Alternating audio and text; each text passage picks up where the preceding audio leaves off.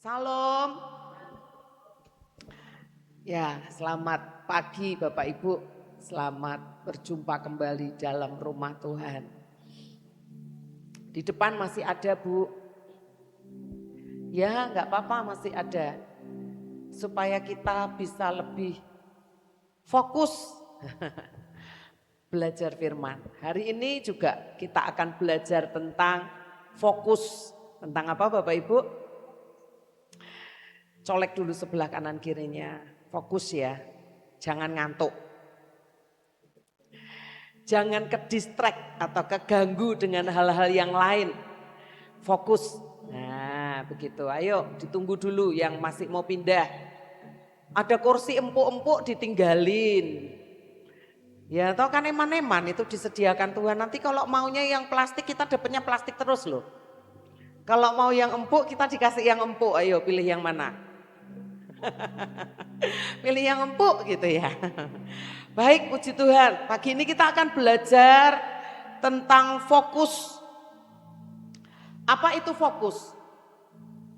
Menurut Kamus Besar Bahasa Indonesia, fokus itu berarti pusat. Titik pusat atau pusat perhatian atau pusat pandangan. Fokus juga bermakna konsentrasi yang penuh. Sasaran yang paling dituju. Nah itu fokus. Jadi kalau kita berkata aku mau fokus gitu ya, maka kita sedang memusatkan hati, pikiran, perasaan, tingkah laku. Semuanya berpusat pada sesuatu yang kita fokuskan. Semua daya upaya, usaha, semua difokuskan gitu ya. Berpusat pada sesuatu yang menjadi titik fokus kita. Nah, dalam bahasa Latin, Bapak Ibu, kata fokus itu secara hurufiah itu berarti perapian. Aneh ya? Dalam bahasa Latinnya itu secara hurufiah itu dari kata delari gitu ya. Itu berarti perapian. Saya merenungkan Bapak Ibu, kalau perapian, maka ketika kita fokus, itu berarti ada sesuatu yang hangat, ada yang panas di situ, betul? Dan itu memang iya betul gitu. Ketika kita sedang fokus pada sesuatu, maka seperti ada daya, ada semangat, ada gelora, ada gairah yang membuat kita ini terfokus pada sesuatu yang kita tuju. Betul begitu Bapak Ibu? Nah, dan lagi dalam kata Yunani, dalam konteks Yunani modern, fokus atau pemusatan perhatian itu seringkali diterjemahkan dalam kata estiasi yang berarti pemusatan atau pusat perhatian, dan istilah yang lain yang digunakan adalah epikentro, yaitu pusat perhatian. Nah sekarang yang kita mau belajar, kita ini mau fokus pada apa?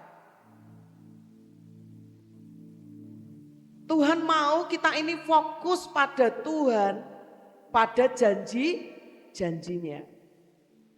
Amin. Untuk bisa tetap memegang janji Tuhan, untuk bisa tetap percaya kepada Tuhan, kita harus fokus.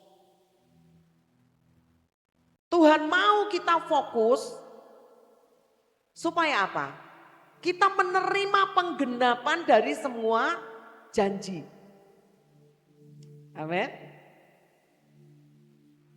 Akhir tahun kita belajar, di awal tahun kita belajar, kita masuk tanah perjanjian, tapi banyak musuhnya.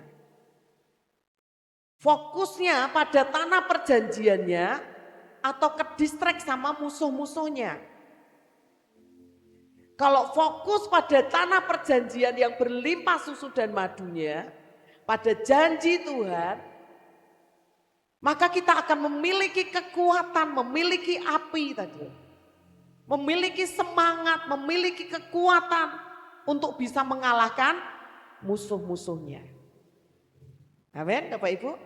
Tapi kalau fokusnya tidak pada janji Tuhan, fokusnya tidak pada firman Tuhan, fokusnya tidak percaya kepada Tuhan, Kedistrek dengan musuh-musuh yang besar-besar, yang Alkitab berkata raksasa-raksasa, maka kekuatan kita menjadi lemah. Masih ingat 12 pengintai? Yang berapa yang berkata, aku ini seperti belalang, musuh-musuhnya raksasa. Berapa banyak Bapak Ibu? 10. Lebih banyak mana yang percaya atau yang fokus sama yang gak fokus? Bapak Ibu yang katakan ya. Ayo tanya pada diri kita. Selama ini kita fokus gak percaya sama Tuhan? Fokus gak pegang firman Tuhan? Ataukah dengan mudah pikiran, perasaan, tingkah laku, perbuatan kita terganggu dengan keadaan, situasi yang menjadi tanda kutip musuh dalam kehidupan kita. Nah, Tuhan mau kita fokus kepadanya, pada firman-Nya, supaya kita menikmati janjinya itu jadi nyata. Tapi si kunyuk, tahu ya si kunyuk ya, kenali baik-baik kunyuk-kunyuk kita. Semua punya musuh dalam hidupnya. Semua punya tantangan, semua punya medan peperangan. Semua kita punya raksasa yang harus kita hadapi. Perhatikan baik-baik. Si kunyuk tidak mau kita fokus supaya kita gagal juga dalam rencana Tuhan. Lagu pujian tadi berkata, Tuhan tidak pernah gagal. Kalau sampai gagal, berarti yang gagal siapa? Kita. Karena Tuhan tidak pernah gagal. Bagaimana supaya kita tidak pernah gagal juga? Sekalipun mungkin tantangan, pencobaan, permasalahan, kesulitan. Terus ada. Kan terus ada tantangannya. Betul ya? Gak ada orang hidup yang gak punya tantangan. Gak ada yang gak punya masalah. Ada sini yang gak punya masalah? Saya paling tinggi loh ngangkatnya. Yang punya masalah? Lalu yang gak angkat tangan punya apa? Punya pertolongan Tuhan, amin. Iya, gitu ya. Kalau kita tahu menyadari bahwa kita ini penuh dengan pergumulan dan tantangan, jangan fokus pada pergumulannya, tapi fokus pada Tuhan yang sanggup menyelesaikan semua pergumulan yang ada. Amin. Apapun masalahnya, Yesus jalan keluarnya. Amin. Apapun masalahnya, sekali Yesus tetap Yesus. Bukan cuma lip service di mulut loh Bapak Ibu. Tapi mari kita belajar pagi ini. Kalau tahun ini Tuhan berjanji buat kita baca lagi yuk. Setiap kali kita mau baca firman Tuhan, janji Tuhan. Jadi jangan sampai lupa, setiap hari ngomong Bapak Ibu. Ini loh janji Tuhan, Efesus pasal 1, 19 ayat 20. Ini yang Tuhan janjikan buat kita tahun ini, ngomong sama sebelahnya, ini ayat buat kamu.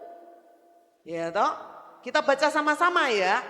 2, 3, dan betapa hebat kuasanya bagi kita yang percaya sesuai dengan kekuatan kuasanya yang dikerjakannya di dalam Kristus dengan membangkitkan dia dari antara orang mati dan mendudukkan dia di sebelah kanannya di surga. Amin. Kalau dikatakan betapa hebat kuasanya bagi yang percaya sesuai dengan kekuatan kuasanya, itu berarti hebat kuasa Tuhan itu bekerja di dalam hidup kita. Masalahnya bagaimana hebat kuasa Tuhan itu bekerja dalam hidup kita kalau di dalam hidup kita ini tidak ada Tuhannya. Bila Tuhan itu tidak dekat dengan kita, kalau hidup kita ini kosong, Kalau kita sengaja menjauh dari Tuhan, tidak ada Tuhan di pekerjaanmu, bagaimana engkau mau lihat Tuhan hebat dalam pekerjaanmu? Gak ada Tuhan di keluargamu, bagaimana engkau merasakan hebat kuasa Tuhan di keluargamu? Bagaimana engkau nikmati kehebatan kuasa Tuhan dalam pendidikanmu? Kalau gak ada Tuhan di situ. Bagaimana kita di gereja ini berkata, hebat kuasa Tuhan atas kami. Kalau gak ada Tuhan di sini. Acap kali kita merasa, ada Tuhan, ada Tuhan, ada Tuhan. Tapi sebenarnya kita sudah jauh dari Tuhan. Tuhan itu bukan Tuhan yang jauh sebenarnya. Dia itu Tuhan yang sangat dekat. Alkitab berkata hanya sejauh doa. Tapi berapa jam kita berdoa dalam sehari? Berapa jam kita terkomunikasi dengan Tuhan? Atau jangan-jangan kita lost contact? Kalau saya berkata, tahan berapa jam berdoa Bu? Saya tuh paling gak tahan suruh duduk Bapak Ibu sebenarnya ya. Saya tuh orangnya suka jalan sana, jalan sana, jalan sana gitu. Tapi di setiap kali saya jalan ada apa-apa ngomong sama Tuhan. Lebih baik kita nggak berkata aku berdoa sekian jam, sekian jam, sekian jam. Tapi selebihnya kita lost contact dengan Tuhan. Jangan-jangan dalam doa kita yang berkata 2-3 jam itu kita malah ngantuk, tertidur. Nggak jadi hubungan dong dengan Tuhan. Ya kan? Bagi saya mengajak Bapak Ibu semua, ayo membangun hubungan kita dengan Tuhan. Pastikan Tuhan ada dalam hidup saya, dalam hidup Bapak Ibu semua, di keluarga kita, di pekerjaan kita, di sekolah anak-anak kita, di gereja kita. Pastikan Tuhan ada di situ ketika kapan? Ketika kita terus mengkomunikasikan segala sesuatunya dengan Tuhan. Amin. Tuhan ini kayak gini loh. Lihat Tuhan Yesus itu kalau nggak diajak ngobrol, kalau nggak dilibatkan, dia tidur loh di buritan. Nah kita mencatat itu ya. Angin, badai, ribut, murid-muridnya sampai nguras air masuk semua ke perahu dan Alkitab mencatat mereka hampir tenggelam. Yesus lakukan sesuatu? Tidak. Karena apa? Tidak dilibatkan. Tidak diajak ngobrol. Bapak Ibu, kalau kita dengan suami, dengan teman-teman, kalau ada sesuatu kita nggak diomongi, kita mau terlibat enggak? Enggak mau kan? Yang umum orang Jawa itu kalau punya kerja, yang rewang, mau rewang tuh kan diparani, diomongi gitu ya, betul ya? Besok ini ya tanggal sekian tolong ya dibantuin rewang-rewang. Ini sudah mulai musim orang menikah, mulai banyak yang rewang-rewang. Rewang ya. Kalau nggak diomongi Bapak Ibu mau datang ngewangi, enak kerja untuk dit. Betul? Sebenarnya itu polanya Tuhan. Tuhan itu kalau kita nggak ngomongi, Tuhan aku punya masalah ini loh. Tuhan aku perlu ini loh. Tuhan keluargaku kayak seperti ini loh Tuhan. Tuhan kebutuhannya besar loh. Tuhan dosenku tuh killernya minta ampun. Ngasih nilainya pelit loh Tuhan. Apakah Tuhan gak tahu situasi kita? Tahu. Tapi sengaja Tuhan diam dan gak melakukan sesuatu. Kalau kita tidak jawil. Nangkep ya? Tuhan kita nggak jawil, kita nggak mendekat sama Tuhan. Saya itu merasa Tuhan itu Bapak yang sangat mengasihi saya. Amin. Setiap kali kalau saya ada sesuatu yang saya tuh sering kali merasa nggak bisa apa-apa Bapak Ibu. Sering kali merasa sesuatu tuh mentok di luar dari kekuasaan atau sesuatu yang bisa saya lakukan untuk menyelesaikannya. Dan setiap kali seperti itu, maka apa yang saya lakukan? Saya cuma ngomong, Tuhan, piye toh kayak gini, Jal. Aku sudah ngerti lagi harus bagaimana. Si A, si B, si C, Bapak Ibu tuh sering tak wadulke loh sama Tuhan. Ya karena saya tidak mau banyak berurusan dengan Bapak Ibu kalau hati saya sedang terganggu. Karena siapapun kalau hatinya terganggu, kalau ngomong kadang keluarnya atos, betul ya? Ya saya juga begitu Bapak Ibu. Karena saya kan bukan dewa, bukan malaikat. Saya lebih baik diam, tapi saya wadul di hadapan Tuhan. Tuhan tolonglah, piye ini caranya ya? Nah gitu loh Bapak Ibu ya. Wadul dengan Tuhan, supaya Tuhan tidak diem. Supaya Tuhan melakukan sesuatu untuk saya dan untuk Bapak Ibu semua. Seperti ketika murid-muridnya pada akhirnya membangunkan Tuhan Yesus. Tuhan lo kok diem aja toh Tuhan. Kita ini sudah mau mati, sudah mau tenggelam loh Tuhan.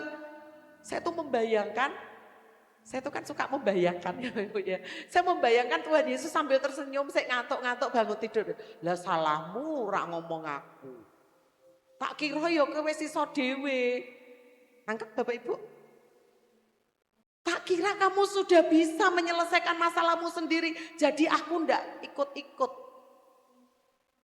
Siapa di sini yang bisa menyelesaikan masalahnya sendiri? Tak ancungi 4 jempol tangan kaki. Tapi terbalik gitu ya Bapak Ibu ya.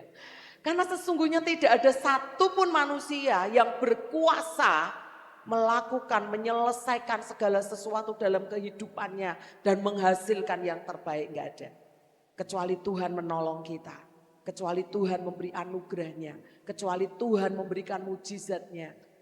Maka sesuatu yang baik itu terjadi dalam hidup kita. Amin Bapak Ibu. Nah lanjut lagi. Itu sebabnya kita harus selalu memastikan bahwa ada Tuhan. Terkoneksi dengan Tuhan dalam hidup kita. Barulah kita bisa merasakan kuasa Tuhan. Itu dengan hebat bekerja atas hidup kita dan atas gerejanya. Salah satu ciri ketika ada Tuhan dalam hidup kita. Itu adalah hidup kita mengalami perubahan.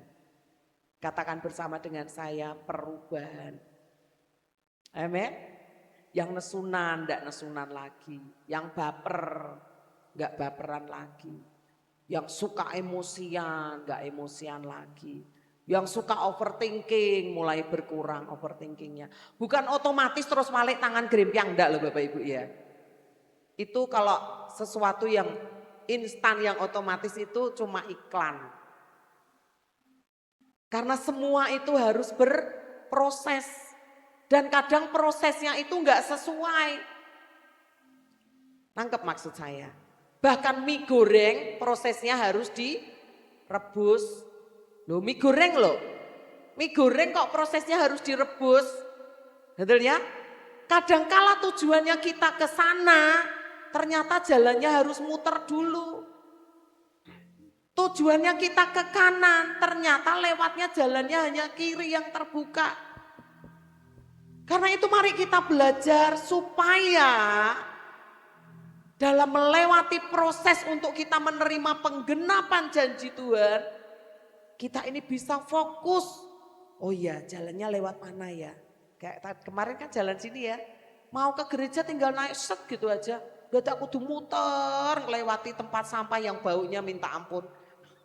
Bu Beta ketawa. Saya tuh kalau lewat situ nanti kalau sudah, karena jalannya tuh kan bau sampah Bapak Ibu. Saya tuh suka ngendos-ngendos. Ya ampun Tuhan, mobilnya kok sih bau sampah gitu ya Bapak Ibu ya. Keganggu lah pokoknya, kedistrek banyak hal yang bisa mengganggu kita sepanjang perjalanan hidup kita. Karena itu hati-hati, kita harus menjadi fokus pada yang pertama, pastikan ada Yesus Tuhan di tengah-tengah kita. Amin. Dan pastikan Yesus itu selalu ada dalam hidup kita, pribadi lepas pribadi. Kita mau belajar pagi ini dari bangsa Israel ketika mereka kehilangan tabut Allah di mana kehadiran Allah itu tidak lagi menjadi sesuatu yang menjadi fokus untuk mereka miliki gitu ya. Kita baca yuk dalam 1 Samuel pasal yang keempat. Kita belajar dari kehidupan Saul dan kehidupan Daud.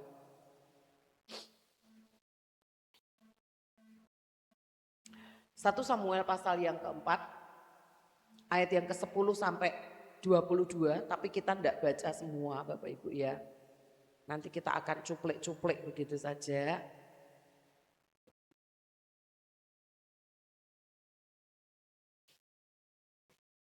Lalu berperanglah orang Filistin sehingga orang Israel terpukul kalah. Mereka lari masing-masing amat besar kalah. Ayat 11. Perhatikan, lagi pula tabut Allah dirampas dan kedua anak Eli, Hofni dan Pinehas tewas. Lagi 12. Seorang dari Benyamin lari dari barisan bertempur dan pada saat itu sampai di Silo dengan pakaian terkoyak dan tanah di kepalanya.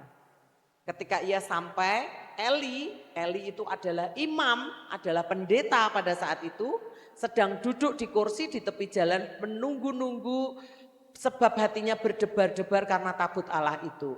Ketika orang itu masuk ke kota dan menceritakan kabar itu, berteriaklah seluruh kota. Ketika Eli mendengar bunyi teriak itu, bertanyalah ia, keributan apa itu? Lalu segera orang itu mendapat Eli dan memberitahukan. Eli sudah 98 tahun umurnya dan matanya sudah bular sehingga ia tidak dapat melihat. Kata orang itu pada Eli, aku datang dari medan pertempuran, aku melarikan diri, bla bla bla. Lanjut 17, dia cerita orang Filistin begini begitu, Hofni dan Pinehas tewas mati, tabut Allah sudah dirampas. Lanjut. Ketika disebut tabut Allah itu, jatuhlah Eli telentang dari kursi di sebelah pintu gerbang, batang lehernya patah dan ia mati. Lanjut. Adapun menantunya perempuan istri Pinehas sudah hamil tua, ketika didengar kabar itu bahwa tabut Allah telah dirampas dan mertuanya laki-laki serta suaminya telah mati, duduklah ia berlutut lalu bersalin sebab ia kedatangan sakit beranak. Nah, lanjut. 21. Ia menamai anak itu Ikabod, katanya telah lenyap kemuliaan dari Israel karena tabut Allah sudah dirampas dan karena mertuanya dan suaminya. Katanya telah lenyap kemuliaan dari Israel sebab tabut Allah telah dirampas. Kita mau belajar. Hari itu tabut Allah yang adalah representasi ataupun wujud ataupun manifestasi kehadiran Allah di tengah-tengah bangsa Israel itu dirampas musuhnya. Tidak ada lagi di tengah-tengah bangsa itu. Karena apa? Mereka nyembah berhala. Mereka menduakan Tuhannya.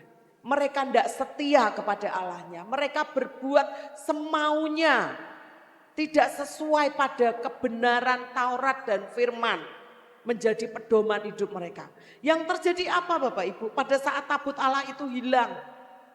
Ketika tidak ada lagi kehadiran Allah ataupun keberadaan Allah di tengah-tengah mereka. Apa yang terjadi Bapak Ibu? Hofni Pinehas itu salah satu imam, anaknya imam. Mereka juga imam karena melayani di rumah Tuhan. Mati. Imamnya sekalian mati. Ngeri juga jatuh, lehernya patah. Nah, ngeri ya. Menantunya jatuh dan melahirkan. Keadaannya baik atau buruk Bapak Ibu? Buruk. Kita lanjut lagi 1 Samuel pasal 7. Ayat yang pertama sampai dengan ayat yang ketiga.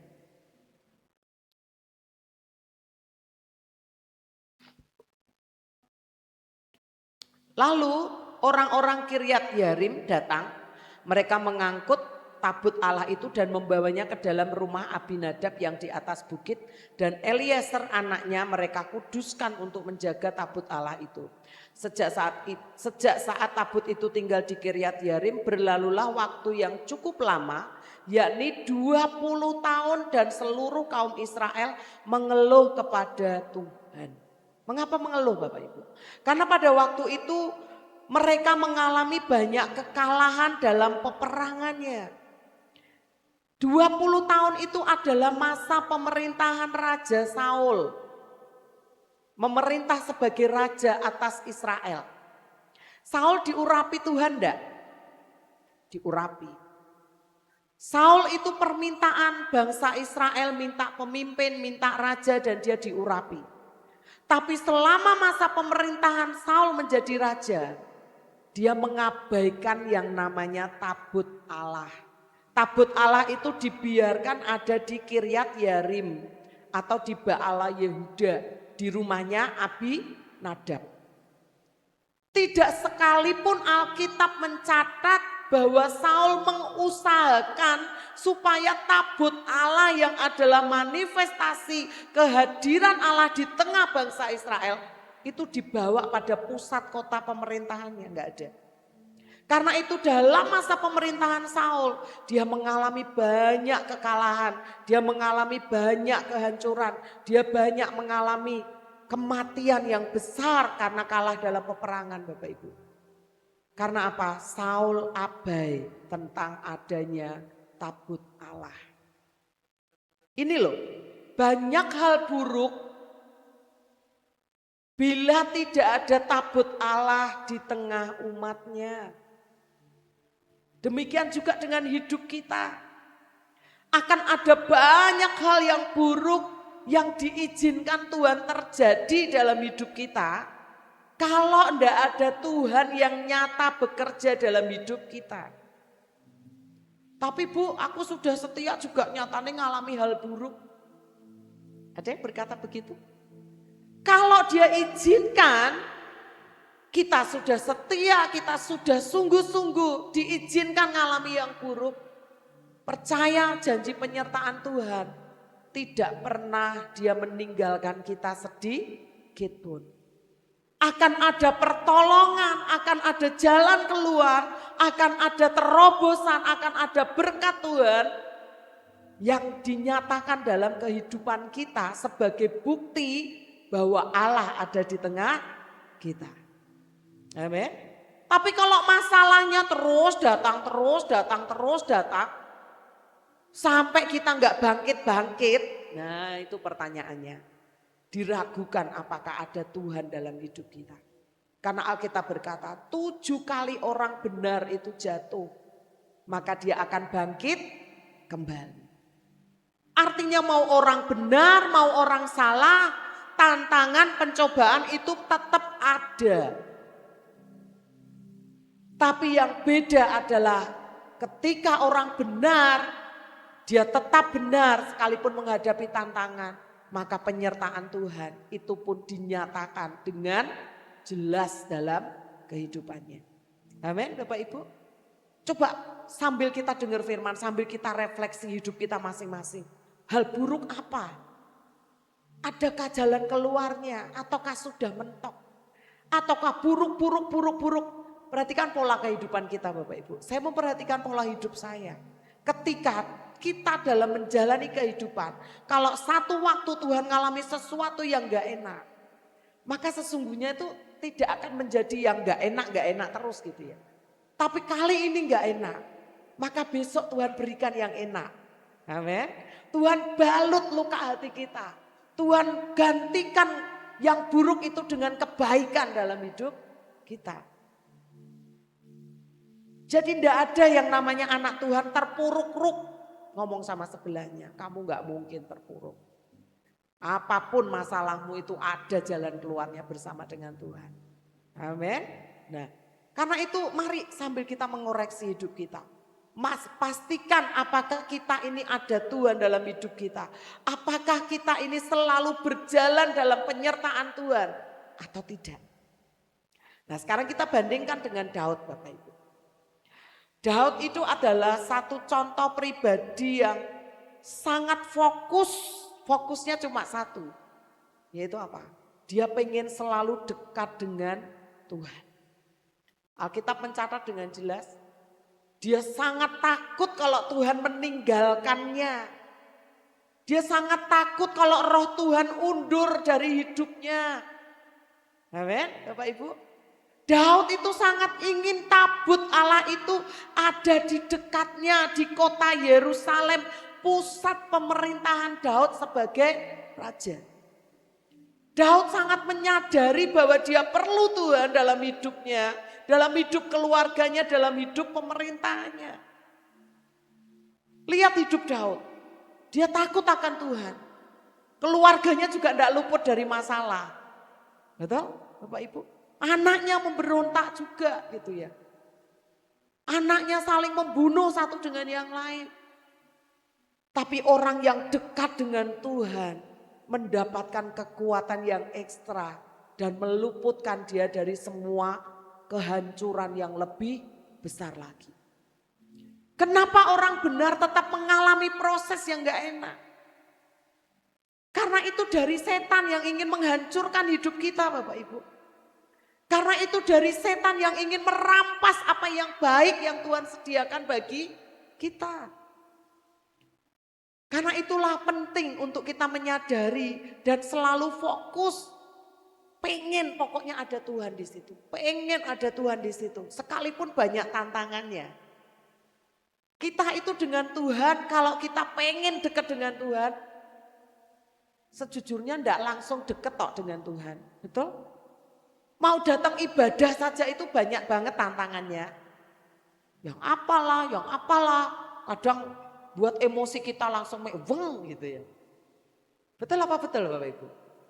Tiba-tiba nanti ada kesalahpahaman suami istri soal sandal, soal sepatu. Tiba-tiba kaos kakinya enggak tahu kemana, cari sapu tangannya. Atau pengen pakai baju yang mana ternyata bajunya belum disetrika. Hal-hal kecil yang bisa menjadi tantangan untuk hati kita ini loh. Kita bawa utuh ke Tuhan.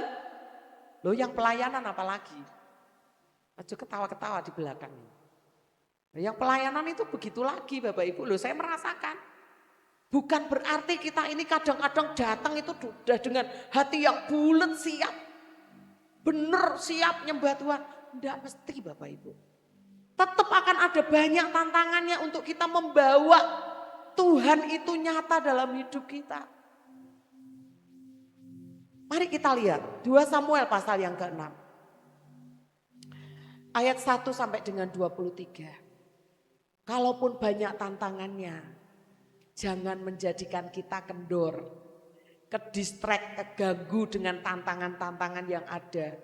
Sehingga kemudian tidak fokus lagi untuk mengejar Tuhan. Amin. 2 Samuel pasal 6 ayat 1 sampai dengan 23. Ini juga panjang Bapak Ibu. Tapi supaya jelas gitu ya. Kita baca. Daud mengumpulkan pula semua orang pilihan, jumlahnya 30.000.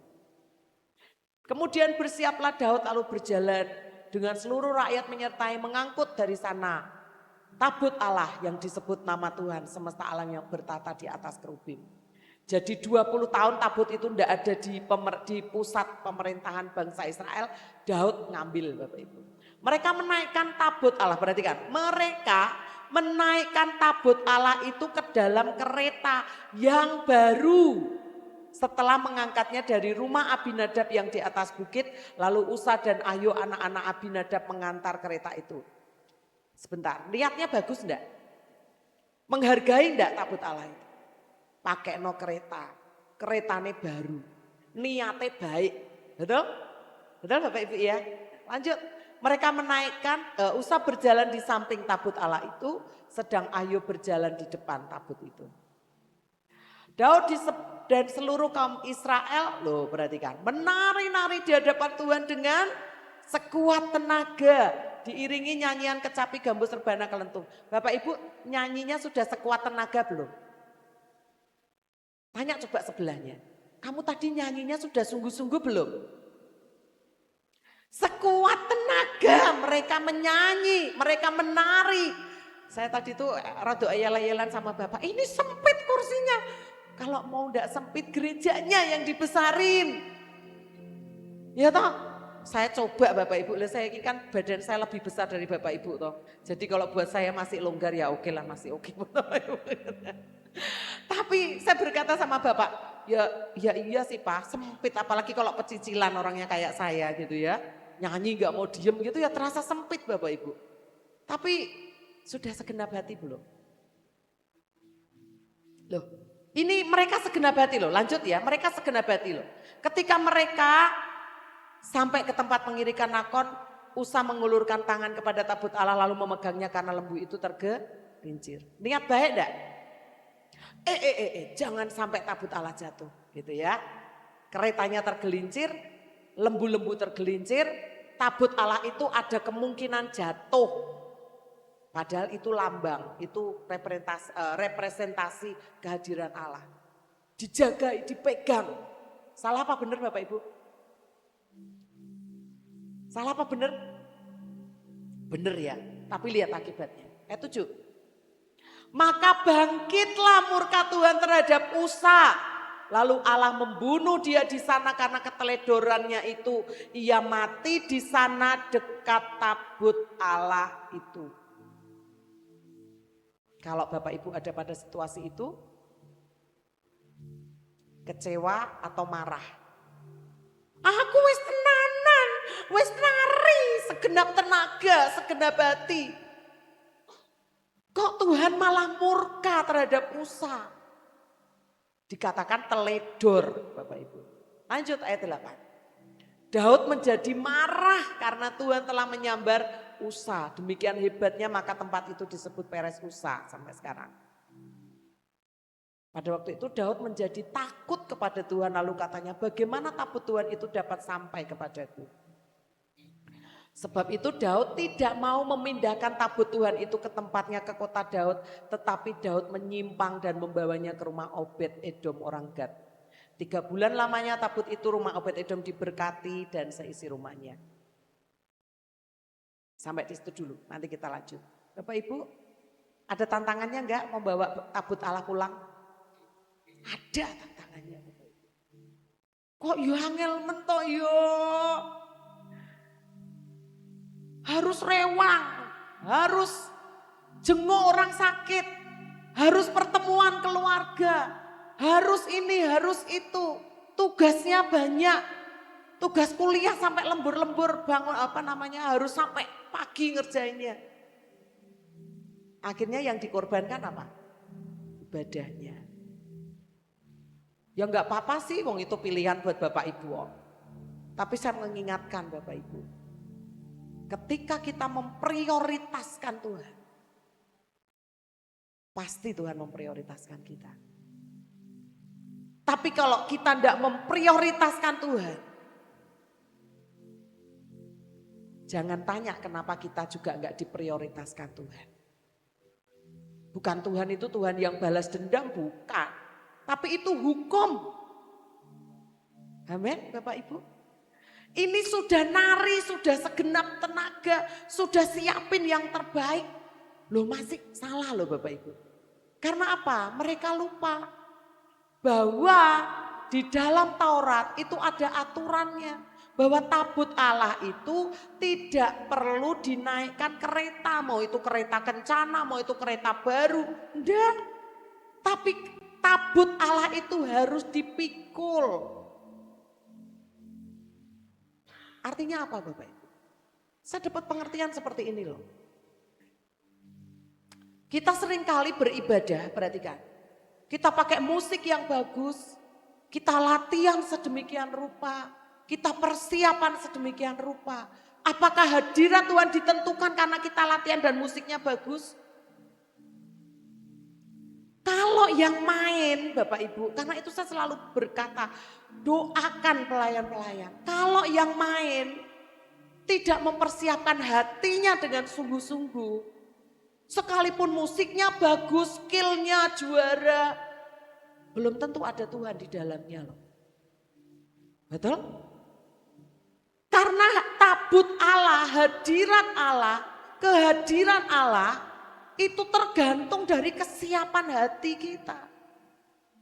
Sama Bapak Ibu, di tengah gereja orang nangis dijamah Tuhan, orang dijamah, dilawat Tuhan. Bapak Ibu cuma jadi penonton, gak nikmati apa-apa. Bisa loh. Mana toh? Kalau bahasa saya, seekor ayam mati di lumbung padi. Ini mati deket tabut Allah. Kok bisa deket tabut Allah mati? Karena teledor. Refleks. Nah, perhatikan. Hati-hati dengan segala sesuatu yang spontan keluar dari hidup kita. Perkataan kita, tindakan kita. Jekel loh Bu. Hati-hati ya. Yang spontan kalau itu enggak benar, itu mendatangkan murka Allah. Karena itu hati-hati. Hati-hati, respon kita itu sangat berpengaruh. Nah, kita lanjut. Diberitahukan pada Raja Daud, Tuhan memberkati rumah Obed-Edom karena ada padanya tabut Allah itu. Lalu Daud pergi mengangkut tabut Allah itu dari rumah Obed-Edom ke kota Daud dengan sukacita. Tadi dikatakan dia marah. Tapi dia nggak simpen lagi marahnya, dia dengan sukacita bawa lagi tabut itu. Lanjut. Apabila pengangkat tabut Tuhan itu melangkah, berapa Bapak Ibu? 6 langkah maka ia mengorbankan seekor lembu, seekor anak lembu gemukan. Mahal enggak harganya? Mahal. Saya tuh enggak cuma mikir harganya Bapak Ibu. Mikir tenaga sing ngerjani itu loh. Lah nek semua itu dari Daud yang korban untuk lembunya, saya ngerjakan siapa Bapak Ibu? Harus ada yang mengerjakan kan? 6 langkah, 1 lembu, 1 anaknya sembelih. Lah saya ngolah siapa? Yang membersihkan darahnya habis sembelian itu siapa di situ?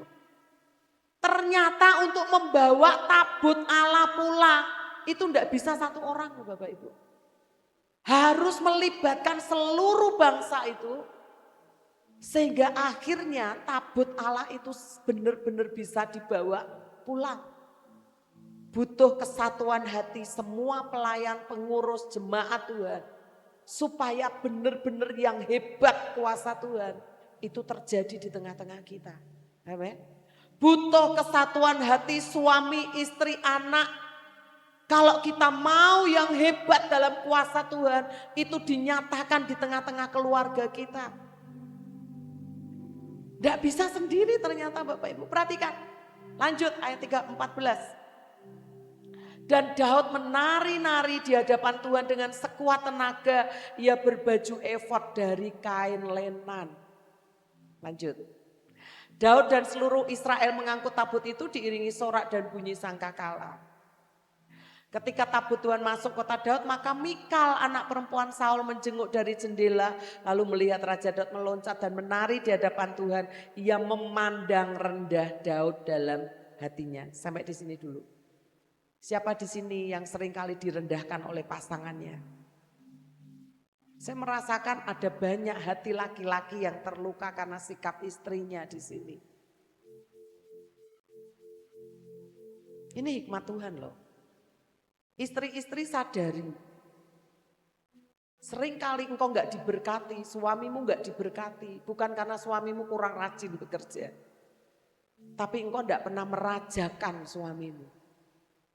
Karena engkau memandangnya rendah. Karena engkau seringkali menghakimi suamimu dengan perkataan-perkataanmu yang menyakiti hatinya. Sadari bahwa itu membatasi berkat Tuhan yang diberikan dalam hidup suamimu. Nek wes nanti kamu merasa kurang. Salahnya di siapa Bapak Ibu? Anita. Dipandang rendah. Karena apa dipandang rendah? Karena itu ayo ibu-ibu kita belajar. Merajakan suami kita. Menghormati dia. Melayani yang terbaik yang kita bisa. Nek emosi belajar diem. Setuju ibu-ibu? Loh jangan ketawa. Lah nek emosi tambah ngene ora barbar ya toh? Ayo. Ini ketoknya kok pas ya. Halo. Firman Tuhan tidak pernah salah, betul? Firman Tuhan tidak pernah gagal, dia mengingatkan kita. Kalau kita emosi dengan suami kita, sabar. Bu David ngono, iya, podo. Ada suami saya loh. Lah bukankah suami-suami itu hobinya juga memancing emosi istri? Loh.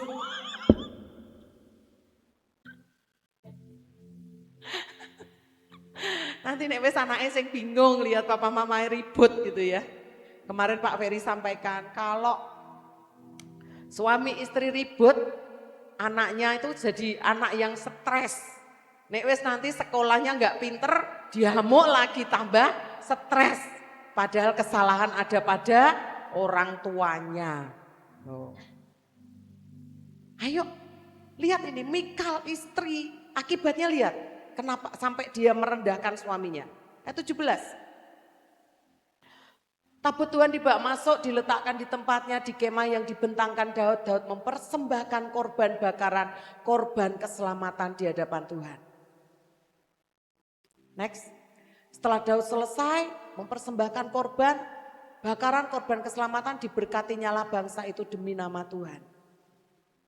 Lalu dibagikannya kepada seluruh bangsa itu dan seluruh kalayak ramai Israel, laki-laki perempuan masing-masing dapat seketul roti bundar, sekerat daging, sepotong kue kismis. Sesudah itu pergilah seluruh bangsa itu masing-masing ke rumahnya. Ketika Daud pulang, perhatikan, untuk memberi salam kepada seisi rumahnya, maka keluarlah Mikal binti Saul mendapatkan Daud, katanya, betapa raja orang Israel yang menelanjangi dirinya pada hari ini di depan mata budak-budak perempuan. Para hambanya merasa dirinya terhormat pada hari ini seperti orang hina dengan tidak malu-malu. 21. Tetapi berkatalah Daud kepada Mikal di hadapan Tuhan, yang di hadapan Tuhan yang telah memilih aku dengan menyisihkan ayahmu dan segenap keluarganya untuk menunjuk aku menjadi raja atas umat Tuhan, yakni atas Israel. Di hadapan Tuhan aku menari-nari.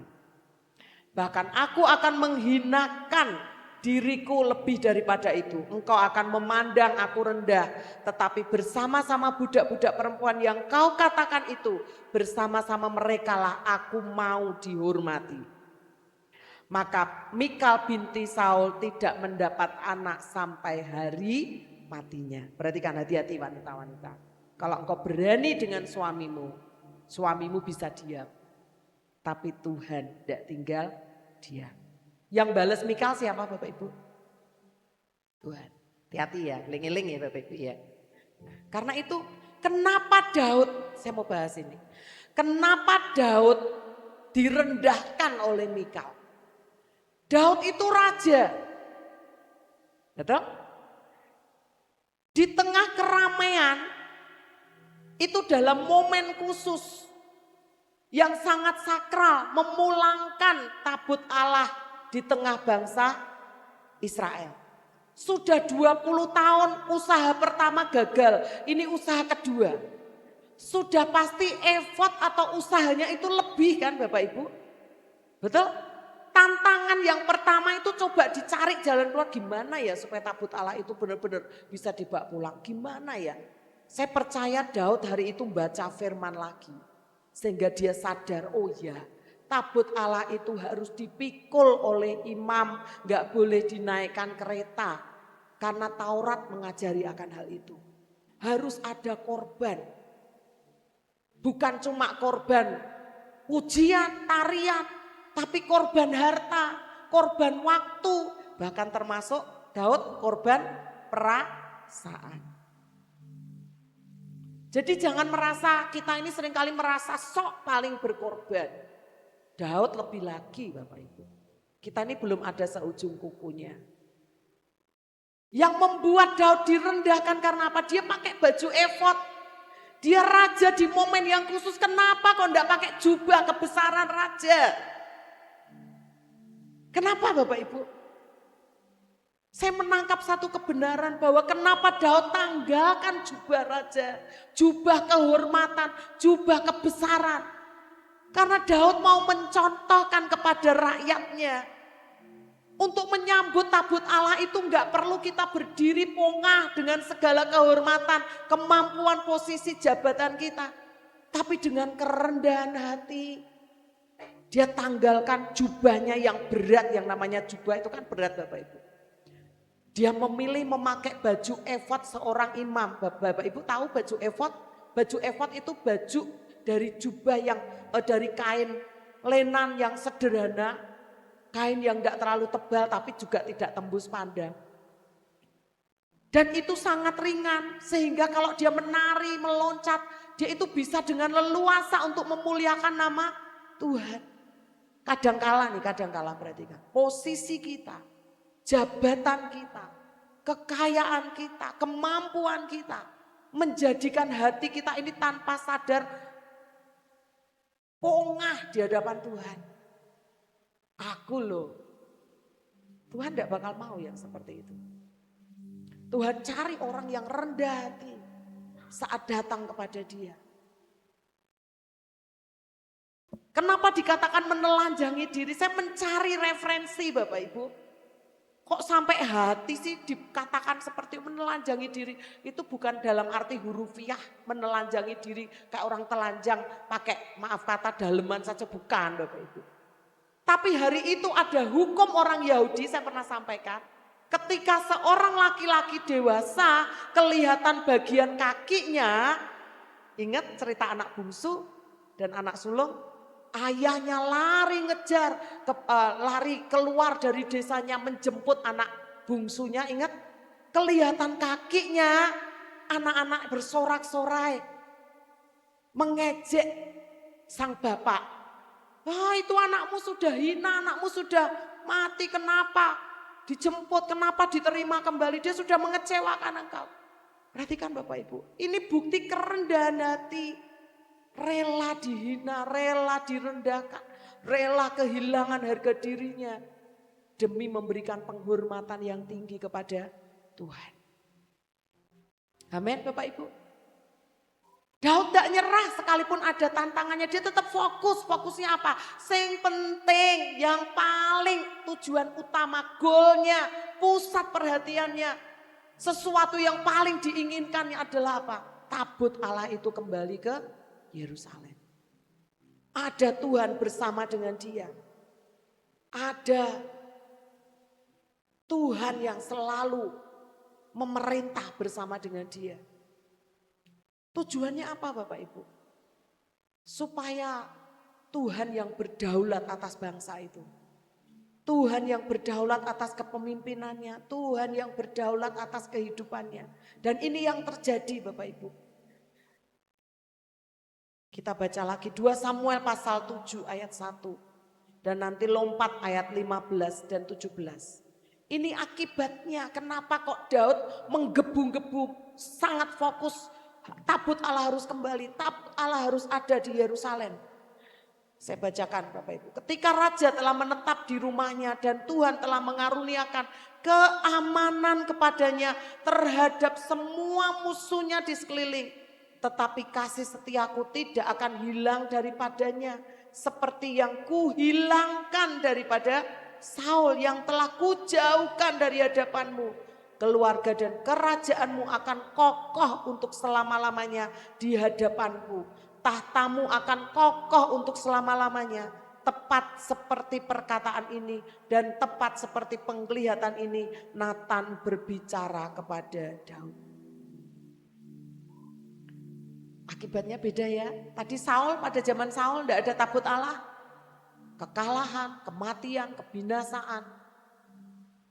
Kehancuran terjadi, tapi ketika tabut Allah itu ada dalam pemerintahan Daud, Bapak Ibu, maka keamanan, tidak ada lagi musuhnya, kasih setia Tuhan, kekokohan dalam keluarga kerajaan, semua dianugerahkan. Bapak Ibu mau pekerjaannya tetap baik. Hari ini kita mendengar kabar yang sangat tidak baik. Banyak perusahaan-perusahaan sudah mulai mengurangi karyawan. Tidak tahu itu sementara mau lebaran supaya tidak kasih THR atau seterusnya, nggak tahu juga Bapak Ibu ya. Ekonomi, perekonomian yang sedemikian rupa, yang investasi emas ada di sini. Kemarin ketika melonjak 3 juta seneng ya. Wah, dihitung, mesti hitung-hitung, betul ya Bapak Ibu. Tapi begitu anjlok lagi, nah Rasido seneng. Kadang kita ini berharap hidup kita ini tetap nyaman, tetap enak, tetap naik. Kalau kita mau itu bukan sesuatu yang bisa mustahil kita dapatkan. Tapi kita mesti fokus, hadirkan Tuhan. Siapkan tempat, siapkan bait Allah, siapkan tahtanya Allah. Sehingga dia berkenan tinggal bersama-sama dengan kita. Amin. Dimulai dari pribadi lepas pribadi Bapak Ibu. Keluarga demi keluarga. Saya ingatkan lagi mesbah keluarga, ayo dibangun. Mulai 5 menit, 10 menit, seperempat jam berdoa bersama suami istri dengan anak. Ketoknya lucu nek mulai pertama gitu ya. Tapi ya enggak apa-apa, lucu-lucu enggak apa-apa, Tuhan menghargai itu. Gitu ya. Biasakan berdoa bersama dengan keluarga. Refleksi kita pagi ini, sudahkah kita fokus memastikan Tuhan itu ada bersama dengan kita? Tantangan apa yang kita miliki dalam hidup kita yang mengganggu fokus kita sehingga kita menjadi enggak fokus lagi mengejar Tuhan, sehingga kita enggak fokus lagi menghadirkan Tuhan, sehingga kita enggak fokus lagi dalam menyiapkan peperangan kita mengalami kemenangan bersama dengan Tuhan. Bagaimana kita bisa fokus mengalahkan semua raksasa tantangan yang ada sehingga kita bisa menerima penggenapan janji Tuhan. Fokus. Kejar Tuhan. Inginkan Tuhan. Komunikasikan dengan Tuhan. Maka dia akan menolong kita supaya kita bisa fokus dan menerima yang terbaik yang menjadi bagian hidup kita. Amin. Yang terbaik masih ada di depan kita. Tanah perjanjian itu sudah tersedia di depan kita. Apakah kita mau fokus Bapak Ibu? Fokus pada tanah perjanjian, fokus pada semua yang baik, fokus pada hebat kuasa Tuhan bagi kita yang percaya kepada Tuhan. Amin. Tuhan Yesus memberkati kita semua.